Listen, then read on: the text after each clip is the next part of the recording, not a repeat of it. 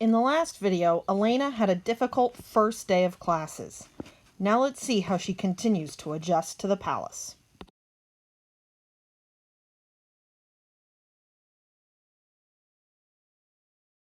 Alanna was staggering with weariness when the distant bell called them inside. She hurried with the others to bathe and change into a clean uniform. By then she was so exhausted that she could barely keep her eyes open. But her day wasn't over. Gary shook her out of a snooze and took her down to the banquet hall. He stationed her beside the kitchen door. From this post she handed plates from kitchen servants to the pages and accepted dirty plates to hand back into the kitchen. She dozed off during her meal. Gary steered her to a small library afterward, reminding her of the studying she had to do for the next day. He helped her with the poem, then left her on her own to deal with the mathematics. Alanna fought her way through 3 of the problems before going to sleep on the desk. A servant found her and roused her just in time for lights out. She fell into bed and was instantly asleep. Waking the next morning, Alanna moaned. Every muscle in her body was stiff and sore. She was speckled with large and small bruises. Stiffly, she got ready for the new day, wondering if she would live through it. It was like the day before, only worse. The mathematics master assigned her an additional 4 problems for the day, plus 3 more, punishment for the problems she had left undone during her nap the night before. The reading master informed her that since her oral report on the long poem was inadequate, she could put a longer report in writing for the next day. The master in deportment gave her yet another chapter to read in etiquette, and made her practice bows the whole period. The afternoon was hideous. Because she was stiff and aching, Alanna made more mistakes than she had the day before. She found herself with more extra work. "Face it," Gary told her kindly. "You'll never catch up. You just do as much as you can and take the punishments without saying anything. Sometimes I wonder if that isn't what they're really trying to teach us, to take plenty and keep our mouths shut." Alanna was in no mood to consider this idea. When she returned to her rooms that night, she was tired, nervous, and upset. "Pack your things," she ordered Coram as she marched in the door. "We're going home." Coram looked at her. He had been sitting on his bed cleaning a sword. "We are?" Alanna paced the room. "I can't do this," she told the manservant. "The pace will kill me. No one can live this way all the time. I won't." "I never figured ye for a quitter," Coram interrupted softly.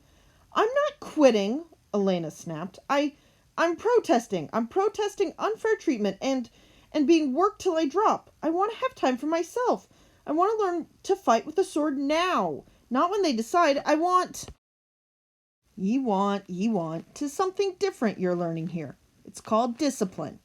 The world won't always order itself in the way ye want. You have to learn discipline." "This isn't discipline. It's inhuman. I can't live with it, and I won't. Coram, I gave you an order. Pack your things."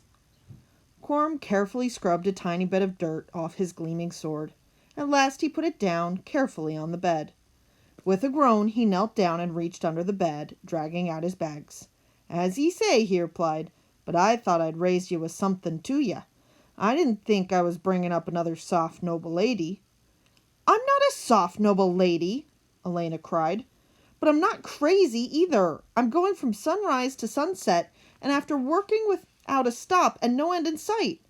My free time's a joke. I'm out of free time before I get to the 3rd class of the morning, and they expect me to keep up, and they punish me if I don't, and I have to learn how to fall. I'm learning the stance with the bow all over again when I was the best hunter at Trabant, and if I say anything, I get more work." Coram knelt on the floor looking at her. "You knew it would be hard when you decided to come," he reminded her. "No one ever told you a knight had it easy. I didn't, for certain. I told you 'twas not but hard work every wakin' minute, and a lot of extra wakin' minutes to boot. And now you're running away after just 2 days of it." "I'm not running away." "As ye say, mistress." Coram hoisted himself onto the bed with a groan, reaching for his boots. "I'll be packed as soon as may be." Alanna slammed into her own room. She yanked one of her bags out and stared at it. With a sigh, she sat down, rubbing her head in disgust. At Trabant, she could come and go as she pleased, do as she liked. Life here was completely different. Did that make it bad? She wasn't sure any longer. Coram's words about quitting and running away stuck like barbs under her skin. She tried to tell herself she wasn't running away, but she wasn't having much success. At last she opened her door and looked out at Coram. "All right," she growled. "I'll give it a week." "No more and no less. It had better lighten up by then." "You're the mistress or the master," Coram replied. "But if you're going to go—" "I'll make the decision," she told him. "Now, good night." It wasn't until she pulled the blankets over her that she realized Coram had put his bags back under the bed and removed his boots. The old soldier had not done any packing at all. "I wish he didn't know me so well," she thought grumpily as she dozed off. The 1 week became 2 weeks, the 2 weeks became 3, and Alanna was too exhausted to think of the long ride home.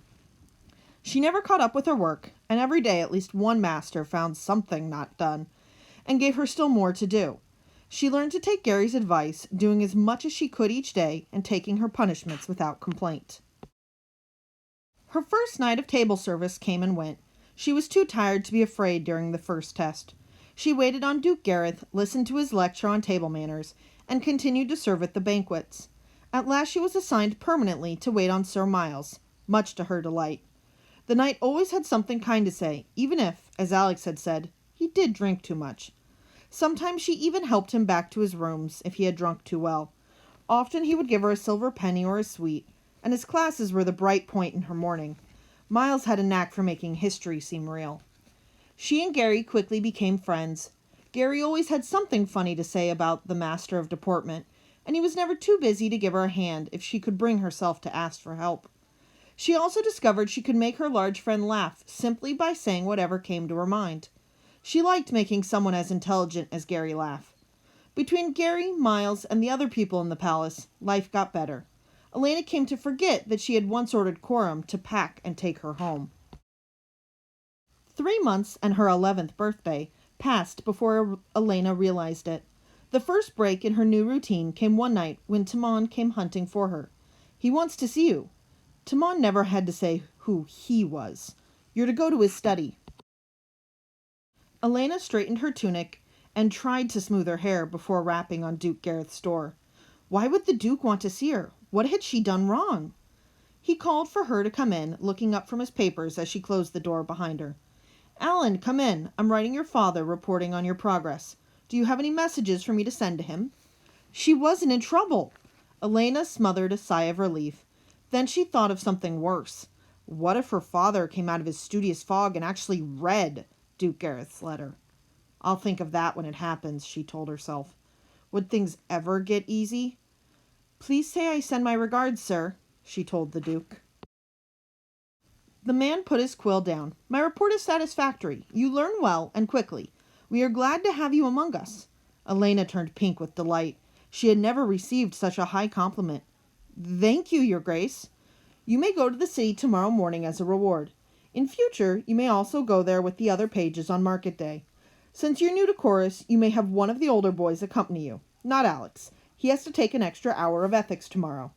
Alanna beamed. "You're very kind," she said. Could Gareth come?" The Duke raised an eyebrow. He did say you are good company. It can be arranged. Be certain to return in time for afternoon lessons." "Yes, sir," she bowed deeply. "And thank you again."